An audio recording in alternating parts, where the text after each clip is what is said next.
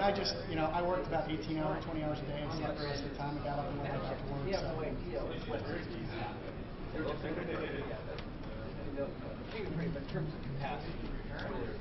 Do you know how to make this bigger? Do you know how to make this bigger? Like full screen? You want a Mac, dude?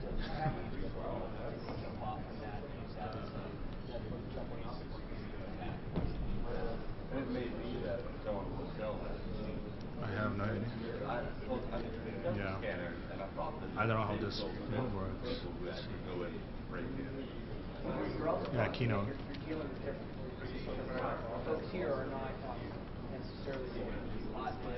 Oh, right. Yeah. Right.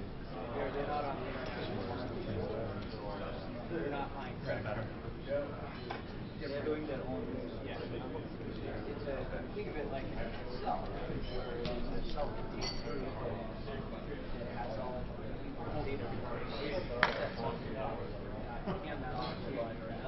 And want to know how things work or how we do stuff, you can ask, but I try to leave it off. So feel free, raise your hand if I don't see you. It's really hard to see from here. Throw a shmoo ball and I'll look for you. Let's do it then. Who am I? Oh, yeah, Keynote works. Mostly started working with networking, like Guy. Then started with security after the worms, like in 2099. Got involved with majorly but networking security.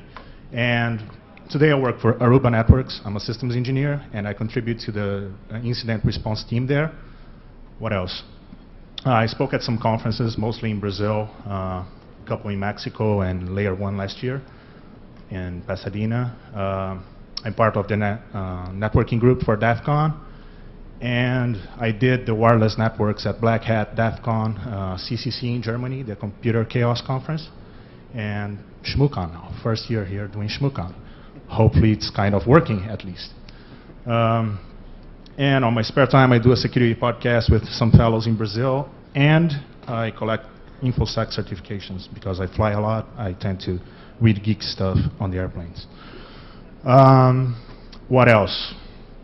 So the idea here, and again, I'm going to lay out like what we do for networks, not only the wireless, but the wired. So if you're a network admin, or if you like networks, or if you plan to do what in theory is a secure network, let's talk about it. If you have any questions, one thing you're gonna see is for each conference it's different.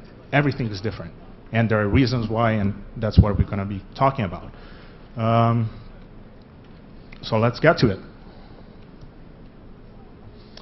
How did everything start for me doing security conferences? Was before Black Hat in 2005, Jeff came up to us, Aruba, and said, look, you guys want to do the network? If everything works fine, we're going to talk with you guys later about buying stuff and all that good stuff. So we did it, and it worked. And then it followed, right? Then I did CCC in Germany 2 years ago, Layer 1, Black Hat, DEF CON again, H2, HC, which is a Hackers to Hackers conference in Brazil, small one, and CCC now on December. So why do a conference, and that's not only a security conference, why does it need a network? Well, number one, people can't live without the internet. But most important, usually the wired network, we have a wired network for the speakers. So I'm not going to talk a lot about ShmooCon too, because there's a talk about ShmooCon Labs later on. So I kind of agreed with Ken not to talk too much about it. So wired, and this is mostly for, I took this out from like the DEF CON thing. Speakers, brass, the GUMs, some special projects, like there was this past year at CCC, there was a project called the Sputnik, something with RFID and tracking people, was really cool. So sometimes we provide information or the infrastructure for them, sometimes we don't. Sometimes we have to live with them. So we allocate a channel for them, I have to get out of the channel. So if they're using channel 11 for their project, I don't step on their soil. And what else? The wall of ship at DEF CON. Pretty much before it was a hassle because they had to try to collect everything from a central point. There was no central point. Now with the centralized wireless kind of thing, we mirror a port out of the controller or something upstream, and everything's there.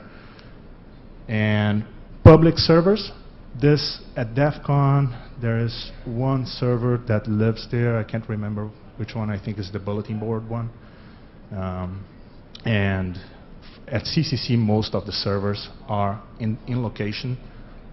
And the wired network for CCC, they provide some ports for the attendees as well. So if you want to go to CCC and bring your server and do whatever, and they have several ports available. We're going to talk about that. And finally, wireless. Wireless is mostly for the attendees. So people want to get to the network and do stuff, good and bad stuff. So number one, what happens are the challenges. What kind of challenges do we have? Besides putting everything together or being attacked in the middle of the conference or something like that, or something going wrong, things start to go wrong right before everything starts, right? So beginning with logistics, and again, some of the stuff here I'm talking, or most of the stuff that I'm talking here is not specific to the wireless gear. This could be for anything. So, for example, logistics. One piece of equipment for CCC last year, it got on site like at the day they were putting together the network. And we're going to see in a few slides, they pretty much do an ISP in 2-3 days. So it's quite challenging. They had to do some stuff, work some stuff out with FedEx and the vendor to really get the thing there on time, because it's right after, or was right before Christmas time. So you can imagine how FedEx is busy and how things work, but it worked out. It was one of the main switch or routers that they were using, so it was a really important piece of equipment they were relying on. So that ties up with the gear delivery thing. Installation, physical installation, mostly cabling. Even if you're using wireless, you need the cables to get the access points going. This place is awesome, for example. There are like drops on the walls. We just went to the patch panel. We're powering up the APs with PoE. Piece of cake. Other conferences, you have to crimp cables, pull the cables, and sometimes it's more than 100 meters. What do you do? How do we engineer this? Let's put it this way, or hack it. Physical security, not usually a problem, but you guys walk by the NOC here. There's some value in the equipment that is there for all the vendors. So physical security is really important. Sometimes you don't have it. Sometimes it's a small conference. What do? You put the network on, up, and it's running. End of the day, you take it out, do the same thing next day, because sometimes it's not worth for whomever is throwing the conference to pay for physical security 24 hours a day, or at least at night. Here we have that. Special requests. So once everything's working, you're like, okay, let's just enjoy the conference. No, your cell phone goes off or the radio goes off if you're at DEF CON. We need to do something on the network. This speaker needs something, or this guy wants to try something, or we need another SSID or something like that. For example, that happened today. So you should go see Josh's talk later on. You're going to see what I'm talking about. We always, being a little paranoid, I always think about hardware failures, so redundancy and stuff like that. But sometimes you can't do it, or people don't think about it, or don't plan, or stuff like that. And it's on the conclusions, jumping a little bit ahead. Sometimes what can't go wrong will go wrong. Be sure of it. Like, something is going to happen. And sometimes we ran into known or unknown product limitations. What is that? The box is really being pushed to the limit. So that could be a switch, that could be a router, that could be the wireless gear, could be anything. It happened before also, everything was working fine, or we want to use the same setup we had the year before. Everything's working fine, suddenly who here went to Black Hat last year? Okay. It got to the point that we spent a lot of time doing troubleshooting, think this stuff was really bad on our side, and because everything worked fine but HTTP. So it didn't work. If you created an SSH tunnel and put everything through the tunnel, worked fine. After a while, we found out that one of the devices used on the network, they upgraded the firmware a few days before the conference and never tested. So we had to take it out. Talking a little bit about wireless, also this is an ongoing thing, right, during the conference. Interference. When you talk about wireless, especially in a security especially in a security conference, any type of interference that you get, you think it's an attack automatically, right? You think somebody's trying to do something wrong, and usually people are trying to not do something wrong, but to try the tool that the person wrote. If you like, based on that, there's no better place to test this, right? I mean, with so many smart people, so you wanna do that. Or I think Major went to an interesting talk, and he's not here. But during his presentation at CCC 2 years ago, he did a Bluetooth talk, and I knew that was going to happen. So we're in this big, like 500 people, how do you call it? Forgot. Room. And suddenly he's like, oh, now you please turn on your Bluetooth. I swear I'm not gonna attack you and stuff like that. He had 2 antennas, and I said, okay, there you go. So I fired up the spectrum analyzer, and indeed, like, the quality of the signal in the room was totally blasted on the 2.4 gigahertz. There's not much you can do about it. Sometimes you have to rely on certain resources.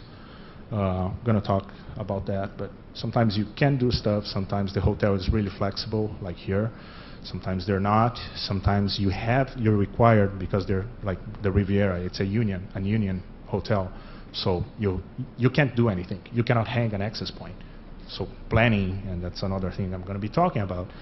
You have to tell the guy, put this access point there, and with the antenna facing this side or that side. It's really, because if they want to, and the thing, who went to DEF CON?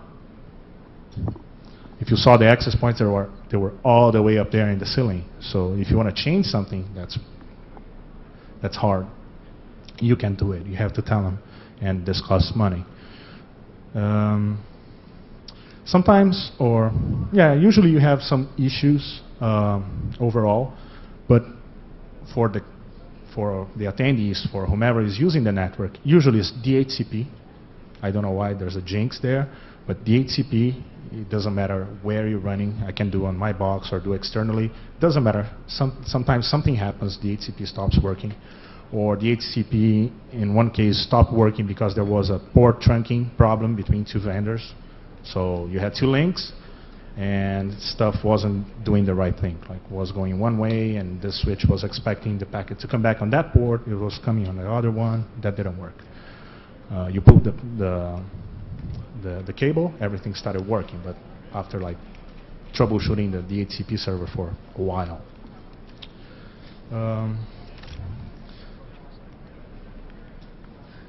When you have an open system WLAN network, there are some things that you just can't do, right?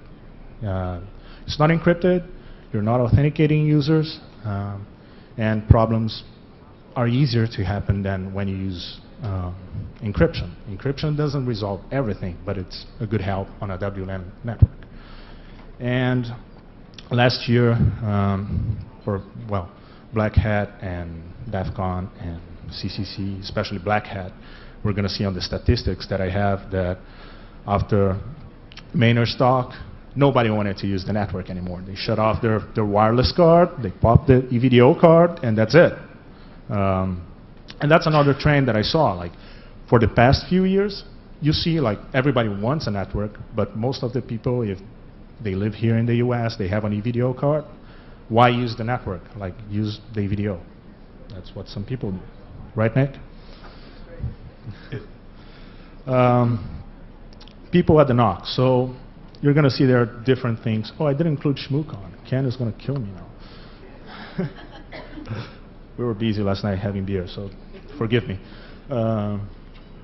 So Black Hat, we have usually, and these are not like exact numbers, and they vary from year to year, but I try to be the more precise I could here. So Black Hat, 4 people,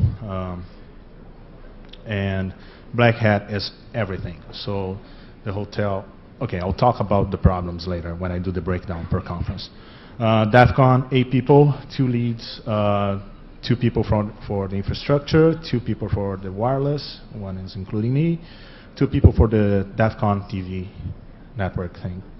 And from last year on, the hotel staff is part of the networking team too. So they're really cool, but that's the thing. You have to plan. You can't ask them like twice the same thing, how the things should be, right? Put that thing that way, and hopefully you're not going to have to change it. Layer 1, I pretty much did by myself. Had one of my trainees, actually, he flew down for the conference. I said, you want to play with this stuff again? Go ahead. So actually he did most of the job. At CCC, there's a lot of people, really broken down into like different specialties kind of thing. There's like the backbone people, the uplink people, and we're going to see why this is broke down in different people. More about the NOC teams, and well, you're pretty much on call during the event. What is during the event? If the event goes on 24 hours a day like CCC, you're pretty much on call 24 hours a day. Network monitoring is cool to show stats later on, but it also helps on troubleshooting. So there's a thing there. Downtime is pretty much unacceptable, and mostly because you take it personally. Like you're at a hacker conference, right? You want to make, at least you want your stuff, whatever you did.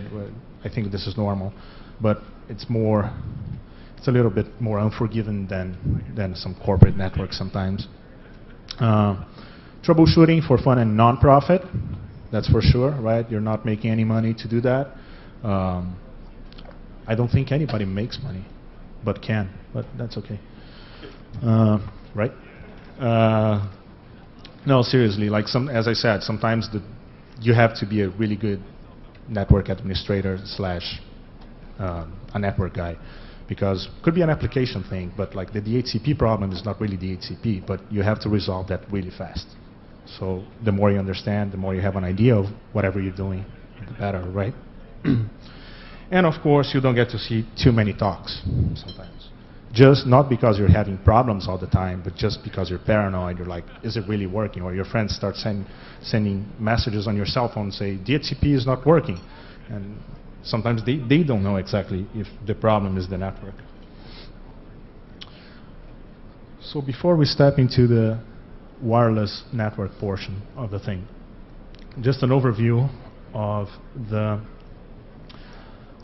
local area networks. So it goes from a 10 gig backbone at CCC to sometimes a Kyocera box with an EVDO card and a few something connected to it. And both work.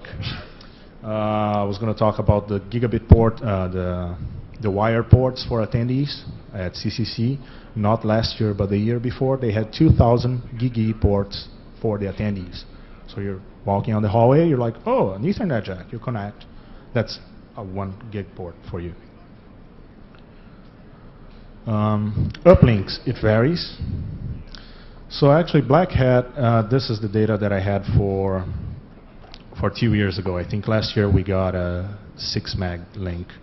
DEF CON last year 6 megs, layer 1 EVDO. CCC, I broke down into both different years. It's a really interesting concept there. 2 years ago, more than 10 gigs of uplink traffic. And last year, about 3 gigs, which is quite a lot. And to put together in like 3 days is crazy because they have their own autonomous system number and they do everything. It's like an ISP, right? And Shmookan we got from 6 to 8 megs, I think. Okay, 20. So 20 megs at Shmookan. WLAN stuff, usually when I do it, and this is, again, this works today, cannot work tomorrow, but you have different types of doing things. I'm just laying down here what I did and how it kind of worked. Everything's centralized, so I have a WLAN controller. I have APs and their monitors. So an AP provides service, our monitor does the monitoring of the network or of the wireless network. Here I mostly have just APs because fellow Andy has his company doing the wireless IDS stuff for network chemistry. And we do, depending on the size of the network, it's really cool that we can break like certain areas per VLAN. So you can say that AP belongs to one VLAN, or the users on that AP belong to one VLAN. Other users or certain area, it can be an AP, an area, a floor, depends on the layout. Sometimes we turn on some wireless IDS and IPS. Usually IDS is turned on all the time. IPS depends on whomever is running the conference or whomever is responsible for the infrastructure. Because IPS is the thing, right? Especially on wireless. You can say, take the guy out of the network if he's flooding the network with bad stuff. But it's really easy to clone a MAC address or an IP address. So we had people we had this just to avoid like people throwing bad stuff on the network. But people, oh, I can spoof the MAC address and flood, we're going to DOS that guy. Yeah, you can do that, but instead of paying attention in a talk, if you want to spoof like MAC addresses one by one and knock people off of the network, it's up to you. Location tracking, we did at CCC. Was really fun because besides doing just like the rogue detection, sometimes we can do like say, where is this rogue AP more or less located? So we, instead of just killing it or attacking it, people really, the guys from the NOC got really excited and they're like, oh, let's go down and talk to the guy. So like they'd show up, like 3 people say, hey, unplug that from the network. The guy's like, what? So it's pretty cool. This is mostly, I think, this makes our lives really easier, is when you have some sort of networking or WLAN device that can change channels and power automatically. So that really helps. You don't have to worry about that. You can do with other stuff too. It's just not going to be that easy, but interference between the APs and stuff like that really comes into play. And sometimes you can do some sort of integration with some sort of external services. What could be that? Could be an IDS, IPS kind of thing. So we did some stuff at CCC that would send the traffic to some IDS type of box, and if it was the guy was doing something that we didn't want to, we would put this guy on a special row with much less bandwidth that he had before. Can't see anything. So WLAN attacks. Nothing new here. Really not going to spend time, but you have all kinds of things, right? Most what we see is man in the middle. Why? Man in the middle and impersonation and deauth and all that good stuff.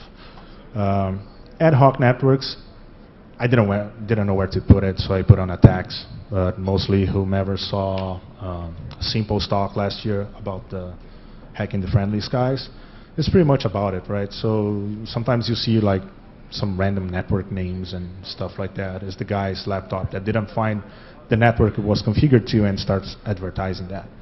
I had the rogue, oh no, I had fake APs too. What is a fake AP? Fake APs, I saw a few yesterday here. People have something running, some AP or some laptop running host AP with the same SSID name to hope that people are going to connect to them and collect some packets or something like that. So this was part that I called statistics, but then I changed to statistics and breakdown. because I'm going to talk not only about stats, but some differences between each one of the conferences. That picture, by the way, was at CCC, and now Keynote is really slow about animation. I should have taken that out. Anyways, 2 years ago, they had so much bandwidth that they were asking people to, where is that?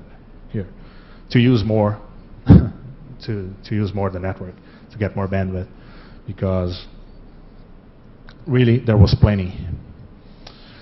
So okay, let's try to do this. How are we in time? Is it really boring? No questions? You guys sleeping? Okay. So DEF CON 13 still was at the Alexis Park, was the first year that I helped them out.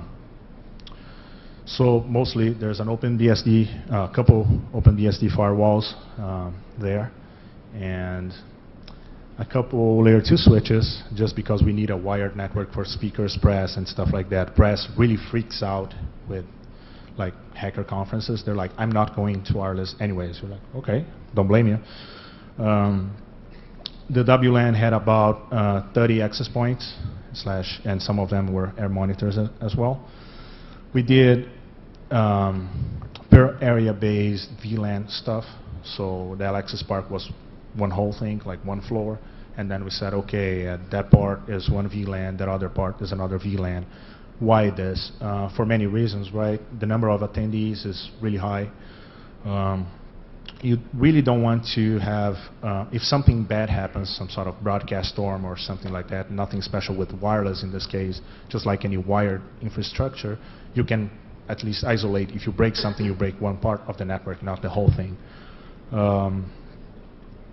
And we had an average number of concurrent users on about 300 people at the same time.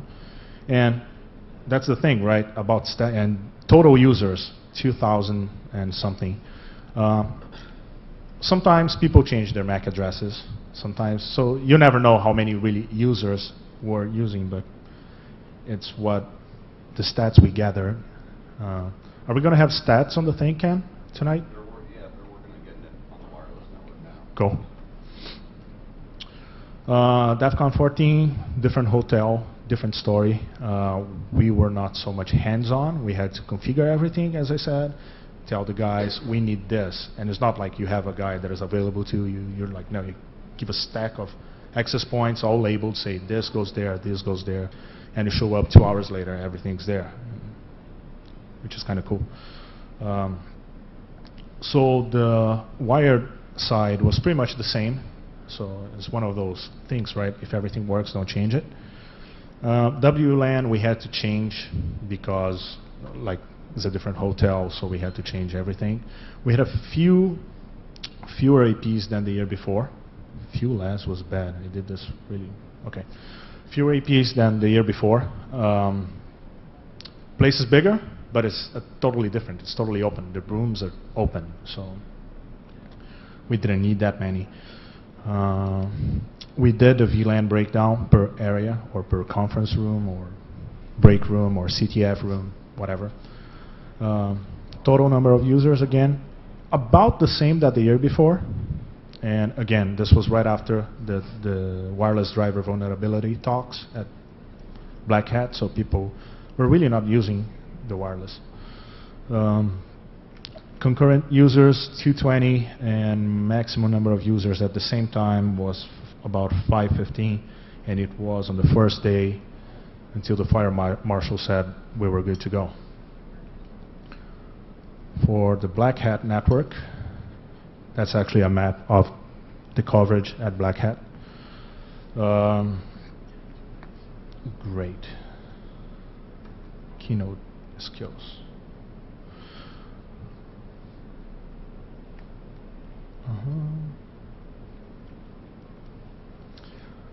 So if it skips, pretty basic thing, the LAN, there's no wired network, mostly it's all WLAN. Total number of users, 1,500, and we skipped the thing again. I'm not going to come back. And I forgot the rest. I have to go back. This sucks. That's when you buy a Mac and you don't know how to use it. What was the core of CCC? We're going to get to it. At CCC you asked, right? Not Black Hat. Yeah, we're going to get to it. So, okay, total number of users. And this, I combined like the two Black Hats kind of thing. Not too many people, and again, I really saw like before the talk, before Maynard's talk and Johnny Cash's talk, everybody knocked off of the network. They're like, let's see what these guys have to say before I do anything on this network. Maximum number of users, 350, and traffic in and out, we kind of clocked is around like 70 gig in and 35 gig out, which is interesting when we compare to CCC, and we're gonna see this. Okay, CCC 2 years ago, 10 gig backbone. You want to know the vendor, Terry? 2 years ago was, I think, either Forstan or Foundry, if I'm not mistaken. Last year is the next slide, was, I want to say Foundry, I could be wrong. Or no, I'm sorry. Last year was Foundry, the year before was HP, but I think some OEM was somebody else. So 2 years ago, 10 gig backbone, 2000 gig e-ports, everybody was happy. The WLAN was really being used, but you saw lots of people on the wired network. I mean, lots. I don't have that number. I don't know how many ports were used. 35 access points and / air monitors. We had the maximum of 509 users on the box at the same time. And the box that I was using supported 512 users. So I wanted to see 513, but we didn't get there. And the cool thing here is how many people were using the network at night. I wanted to change the firmware that I was using for whatever reason. And 2 o'clock in the morning, I checked, I log in, I was at the hotel, I connect back to the controller, and there were 130 people using the network. I'm like, wow, too bad, go have a beer at the bar, the thing is going to be up in 10 minutes. 23C3, almost the same concept, less gigabit ports available for the attendees, because this changes, right? Usually people don't buy stuff. They rely on sponsors, or the contacts they have, or this guy, he works at this company and he has stuff available. That's usually how things for all the conferences work. So the LAN was pretty much the same, 10 gig backbone, commented about that already. WLAN, there was lots more people on it. We had more access points I forgot to put here, but I also forgot the number. I think it's about 40 access points. CCC is a 3-story thing. It's in a convention center. It's in the middle of the winter. So people, when they get in, they don't want to get out. That's why you have like 100 users in the middle of the night using the network. And this was for the WLAN. Did I have the maximum number on the last slide? I don't want to switch. But it was like about 40 terabytes were downloaded from the internet. So that's a lot of traffic for 4 or 5 days. And this is only for the wireless network, 160 megs in and 31 out. The cool thing about CCC, and I don't know why, I'm a bonehead, I didn't put it here. The traffic out for the entire infrastructure is higher than in. So they have servers, they have all sorts of stuff, they do video streaming, so it's a lot of traffic going out. ShmooCon, we're going to talk about that in a couple hours, I guess. Or Ken is going to talk about that. No, we're all going to talk about it. No, you do it. So conclusion, plan ahead of time as much as you can. Hacker conferences, usually you don't plan ahead. And that's part of the fun of it. So you live on caffeine and Red Bull and booze. And what can go wrong will possibly go wrong. And like, yeah, this is like some everybody says that, but truly, like sometimes stuff go wrong. It's not too bad, but sometimes you miss something. I had to have like during DEF CON last year, we had something happen when equipment didn't show up or stuff like that. I had to call my coworkers back in Sunnyvale, say, please, please, please, we have this box in the lab. It's not our product. It's something from another vendor. It's a switch router. I need something like that. Can you please overnight that to me? He's like, yeah, no problem. So that's cool when you can rely on stuff like that. You cannot always rely on stuff like that though, but it's good to have access to stuff. Because in Vegas, sometimes you cannot really find lots of networking stuff.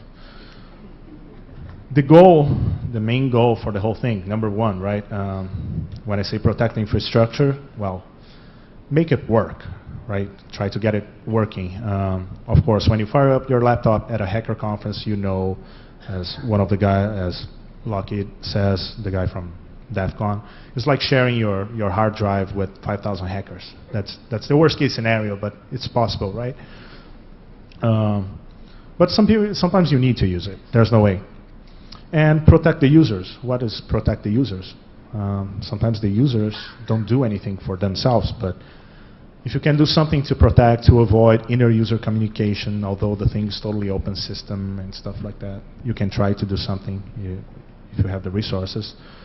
I think I mentioned this, and again, we're not the only ones who do this. So, but if you have some wireless gear that changes channels and power settings, that makes your life so much easier. You don't have to go one by one and change it or do stuff like that. And of course, the goal is to make the thing work, right? Why?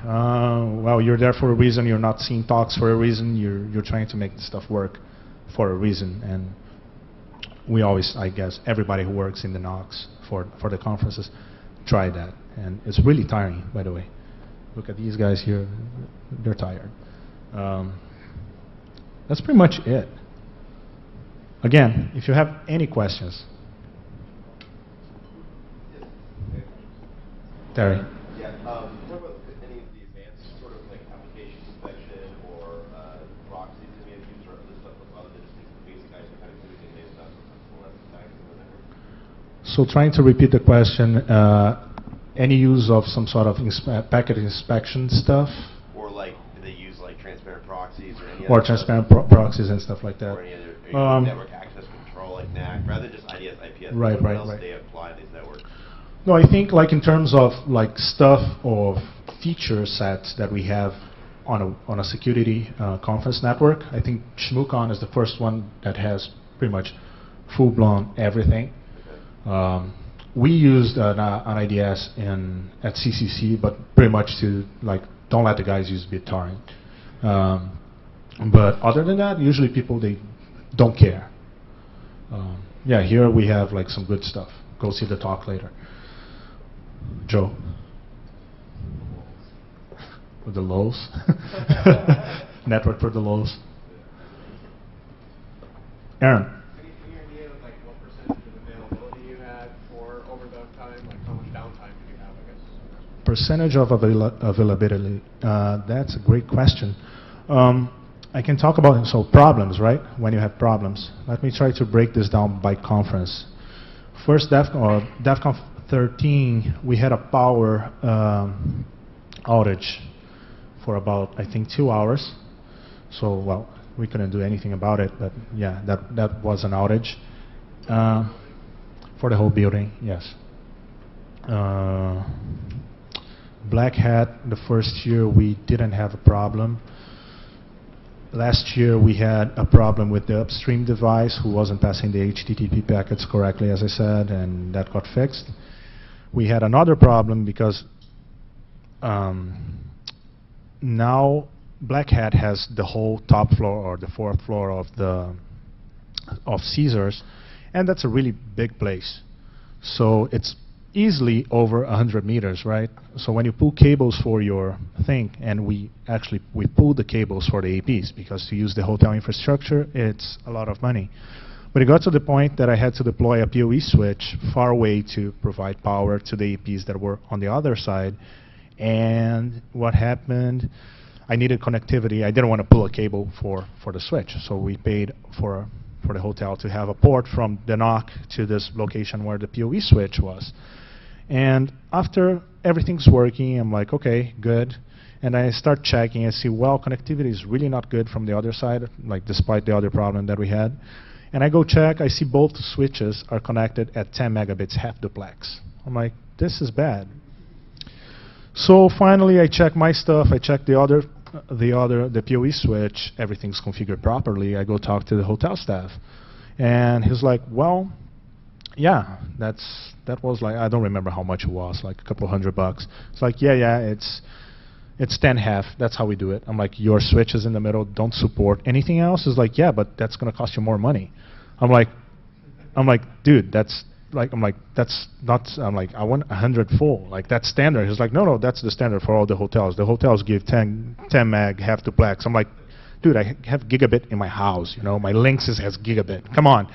And he was like, okay, I'll do it. So that helped a lot.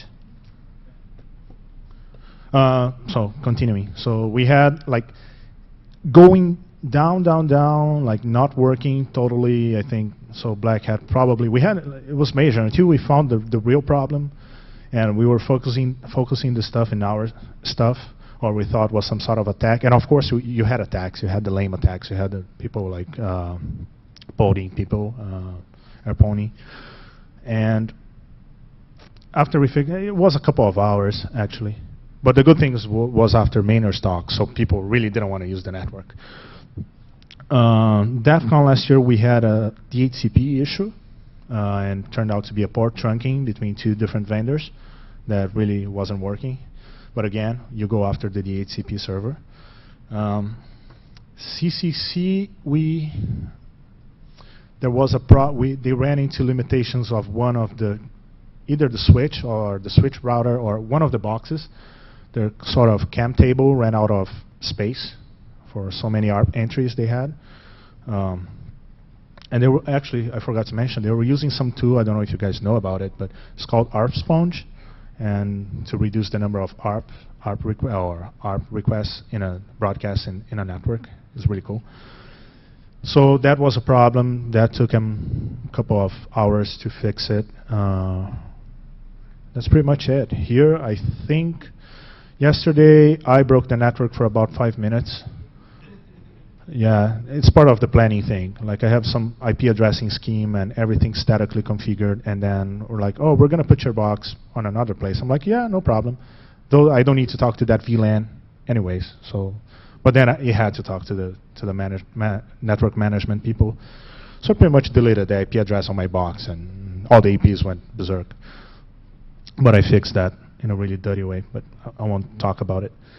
One thing that I want to see, who used the network here by any chance? Okay. Did you lose, like, thanks, Ken. Did you notice, like, you're connected and suddenly you lose IP address and stuff like that, and then it takes a while? It happened to Billy Hoffman during his presentation. Probably he's pissed off at me. Yeah. Who doesn't use Windows that had this problem? You had a problem, Mike? Okay. Okay. Okay.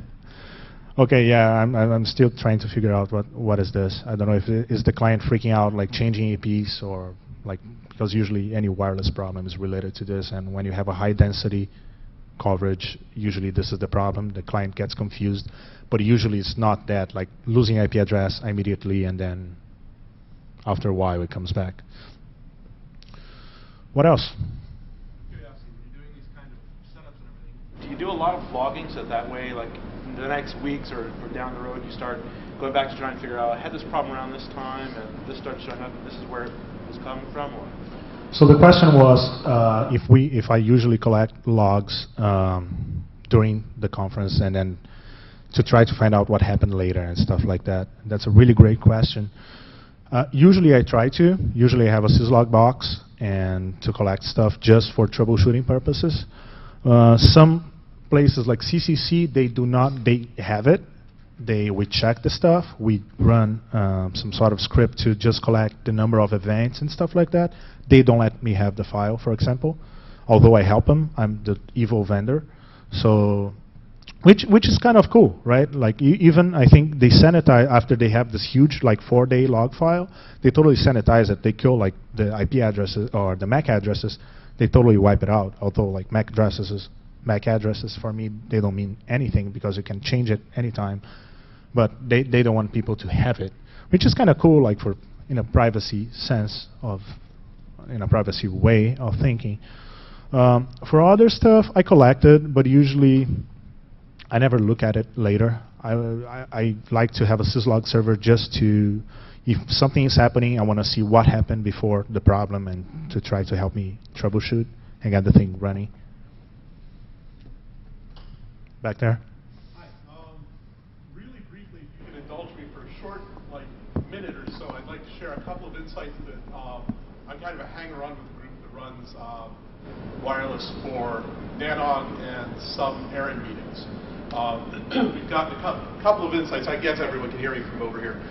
One is nomadics boxes. Anyone ever run into those? Pure evil. Okay, these are rated for a certain number of users. It's a hotel captive portal gateway. They're rated for a certain number of users, but they're not rated for a certain number of the kind of abusive users that we have here, who do things like have persistent TCP sessions. So what will happen is you'll run into something where, geez, you know, I can go to websites, but I can't SSH out.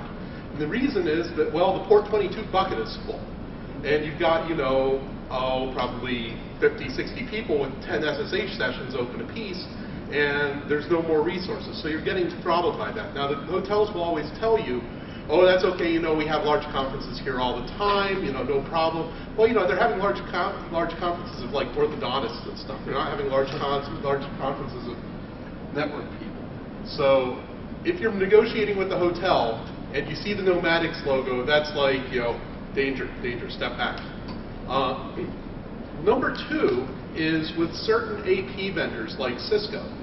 It is possible to configure the APs in such a way that horizontal communication between the nodes is prohibited.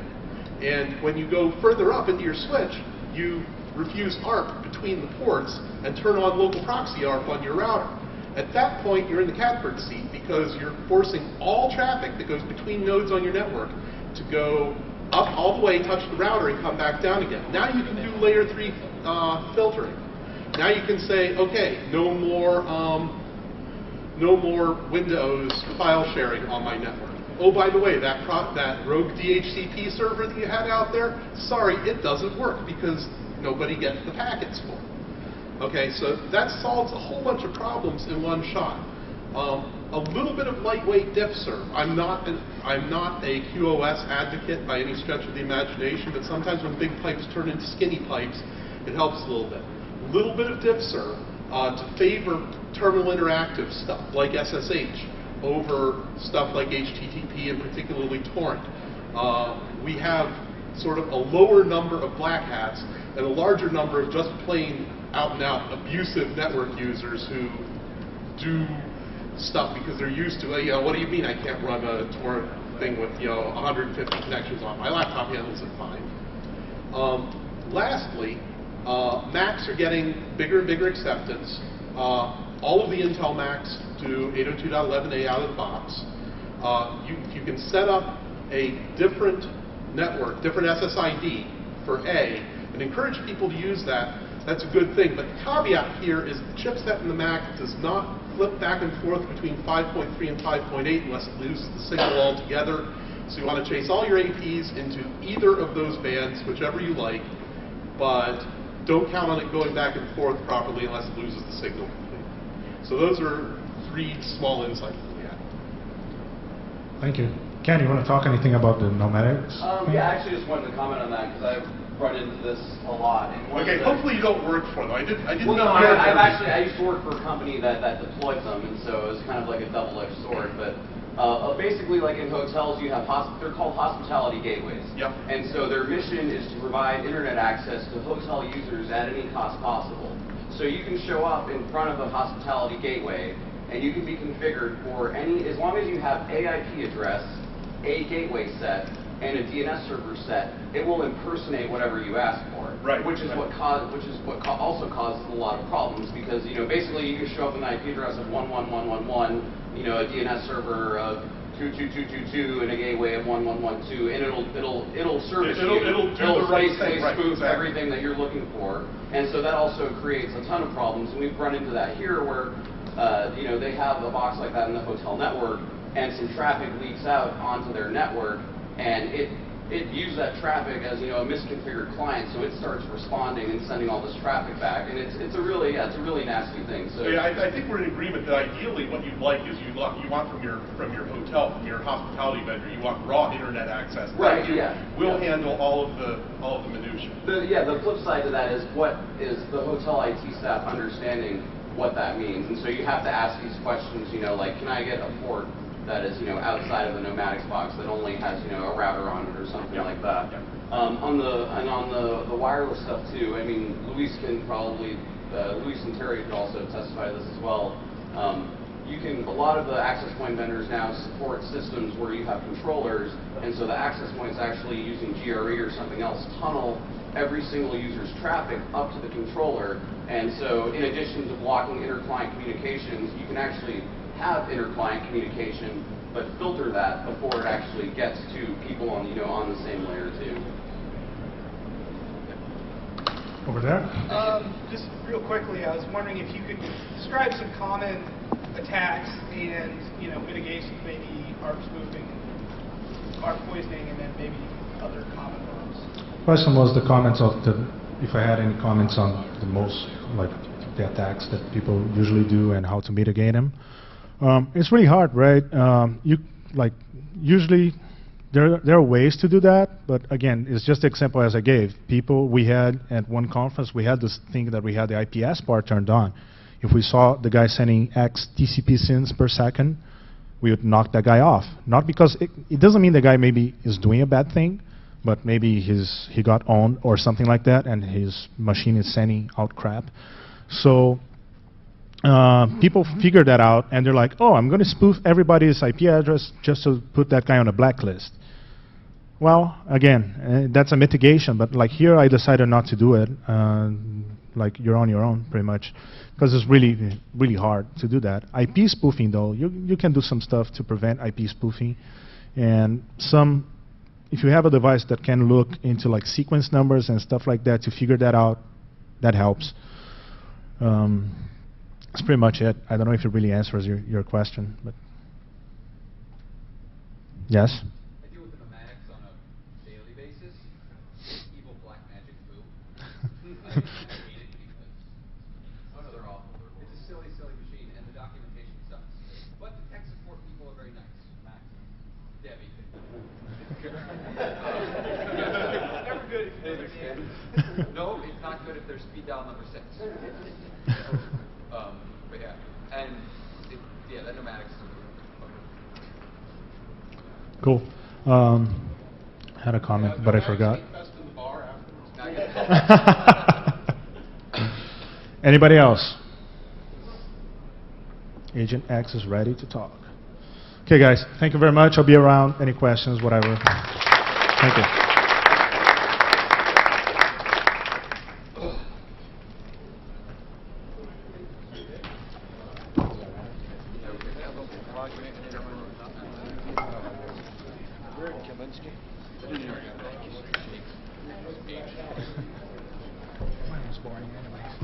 You know what I did. No, I really wasn't going to, but I had to. I just wanted to. But yeah, it's funny. I ran the last thing we exchanged. Oh, okay. I wanted to apologize about how, Look, everybody gets like completely snowed in and stuff, so I understand. I just hope you guys understand that I really wanted to do this, but it's like, No, I found my laptop like actually charged, so I'm okay. My boss right now, they piss me off at me by dropping my insurance. yeah. Well, I just wanted to, now that we've actually done it once. Actually, I did. I said a really big one shot. It was just a primary layout. We didn't know it was. basically